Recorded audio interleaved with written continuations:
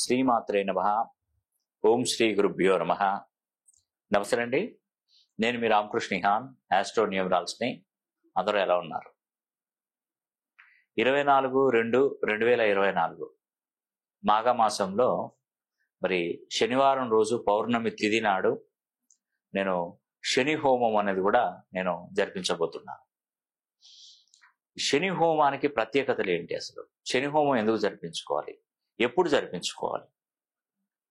జన్మ జాతకంలో ఇప్పుడు ప్రజెంట్ నడుస్తున్నటువంటి అర్ధాష్టమ శని, అష్టమ శని, ఏలినాటి శని, 7.5 ఇలాంటి శని ప్రభావం ఉన్నప్పుడు మనం చేస్తున్నటువంటి పనిలో ఆటంకాలు ఎదురవుతాయి.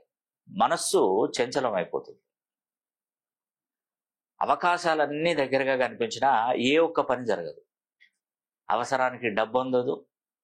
మనం డబ్బు ఎవరికైతే సహాయం చేశామో వాళ్ళు మనల్ని ఇబ్బంది పెట్టడం, మనం ఎంత వాళ్ళ జీవితంలో మనం ఏదైనా మాట ఇచ్చిన దానికి క్లారిటీగా ఉన్నా ఎదుటివాడు మన బాధను అర్థం చేసుకోడు.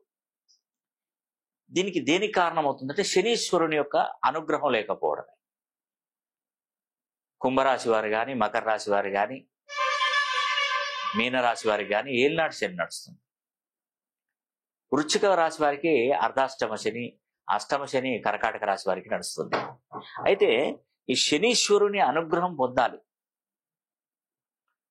ముళ్ళును ముళ్ళుతోనే తీయాలి, వజ్రాన్ని వజ్రంతోనే కోయాలి. శనీశ్వరుణ్ణి శని హోమం ద్వారానే ప్రసన్నుని చేసుకోవాలి అని ఒక పూర్వ సామెత మీకు తెలిసినటువంటి విషయం. మన జీవితంలో మనం ప్రతిదీ కష్టపడుతున్నాము, రకరకాలుగా ఇబ్బందులు పడుతున్నాము అంటే దానికి శని భగవానుడి ఆశీస్సులు మనపై లేకనే. మనం ప్రతి కార్యానికి అడ్డు వస్తుంటే ఇంకేముంటదండి? కొన్ని సందర్భాలలో అయ్యా భగవంతుడా నాకు ఏ విఘ్నం కలగకుండా మంచిగా చక్కగా జరిగే విధంగా చేయమని చెప్పినప్పుడు మనకు ఎదుటిన్నటువంటి వాడు సంతకం పెట్టి ఫైల్ మీద సంతకం పెడుతుంటాడు. ఏదైనా చిన్న సమస్యను రిజెక్ట్ చేసి పక్కన పెడుతుంటాడు. దానికోసం మళ్ళీ తిరగడం, సాఫీగా జరిగిపోయే విధంగా చూడయ్యా అని మనం తహతహలు ఆడిపోతుంటాం ఏదైనా పని మొదలు పెట్టుకున్నప్పుడు. అలాగా శనీశ్వరుడు ప్రతిదాన్ని ఐడెంటిఫై చేస్తుంటాడు.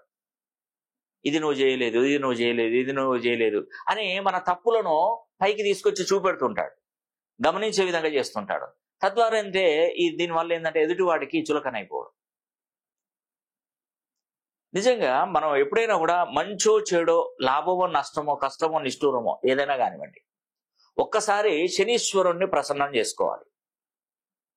ఎంతటి వాడికైనా గుర్తుపెట్టుకోండి, ఎంతటి వాడికైనా మనం తనని ఎక్కువగా ధ్యానించడం ద్వారా తనకిష్టమైనటువంటి పనులు చేయడం వల్ల ఆ రోజు ఏం చేస్తాను తెలుసు కదా, ఒక నల్ల వస్త్రాన్ని తీసుకొని ఇటు పక్కన తెల్ల ఆవాలు, ఇటు పక్కన నల్ల నువ్వులు, ఆ వస్త్రాన్ని చతుర్ముఖ దిగ్బంధనంలో పెట్టి నేను మీకు పదే చెప్తున్నాను కదా, నెల రోజుల ముందు నుండే ఈ యొక్క మినిమం ఒక 300 పైచీలకు, ఎందుకంటే పోయినసారి 200 అంటే ఏం సరిపోలేదు అసలే, అని ఎక్కువ అంటే దానిలో ఎన్ని అయితే అన్ని సమానంగా దాంట్లో ఎన్ని 300 400 వస్త్రాలన్నీ కంప్లీట్ గా చేసి దిగ్బంధనం చేశాం మా పండితుల ద్వారా.